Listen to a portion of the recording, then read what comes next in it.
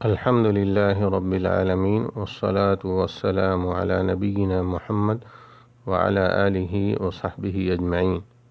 ریاکاری اور دکھلاوا ایک انتہائی مذموم عمل ہے۔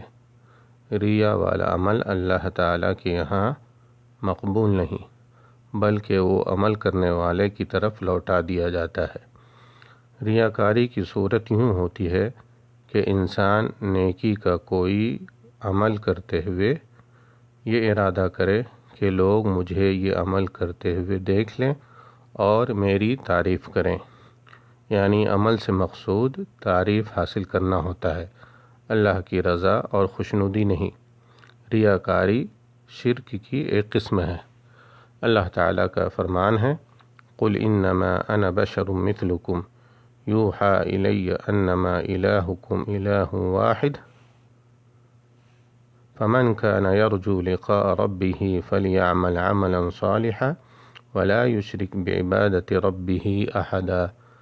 آپ کہہ دیجئے کہ میں تو تم جیسا ہی ایک انسان ہوں، ہاں میری جانب وحی کی جاتی ہے کہ سب کا معبود صرف ایک ہی معبود ہے، تو جسے بھی اپنے پروردگار سے ملاقات کی آرزو ہے اسے چاہیے کہ نیک عمل کرے اور اپنے پروردگار کی عبادت میں کسی کو بھی شریک نہ ٹھہرائے۔ سورہ الکہف آیت نمبر 110۔ بندہ اپنے کسی عمل صالح میں اللہ کی رضا کے ساتھ ساتھ غیر اللہ کی خوشنودی کا خواہش مند بھی ہو تو اللہ تعالیٰ ایسے عمل سے مستغنی ہے۔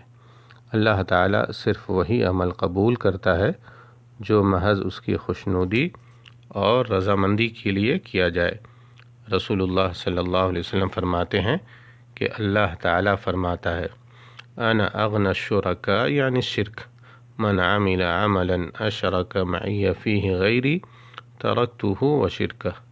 میں تمام شرکاء سے بڑھ کر شرک سے مستغنی ہوں، جو شخص اپنے عمل میں میرے ساتھ غیر کو شریک کرے تو میں اسے اس کے شرک کے ساتھ چھوڑ دیتا ہوں۔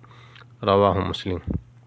ریا عام طور پر دل میں اس طرح پیدا ہوتا ہے کہ یہ انسان کو آہستہ آہستہ اللہ تعالیٰ کی بجائے لوگوں کی طرف متوجہ کر دیتا ہے، اور اس سے بچنا انتہائی مشکل ہے۔ اسی لیے نبی کریم صلی اللہ علیہ وسلم نے اسے فتنہ دجال سے زیادہ خوفناک اور شرک خفی قرار دیا ہے۔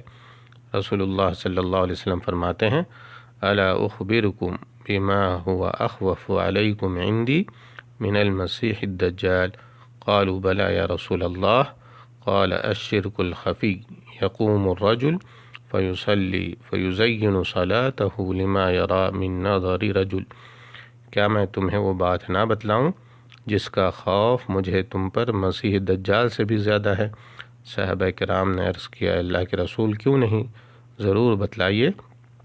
آپ نے فرمایا، وہ ہے شرک خفی، کہ کوئی شخص نماز کے لیے کھڑا ہو اور اپنی نماز کو محض اس لیے سنوار کر پڑھے کہ کوئی شخص اسے دیکھ رہا ہے۔ رواہ احمد۔ واللہ تعالی اعلم۔ والسلام علیکم ورحمۃ اللہ وبرکاتہ۔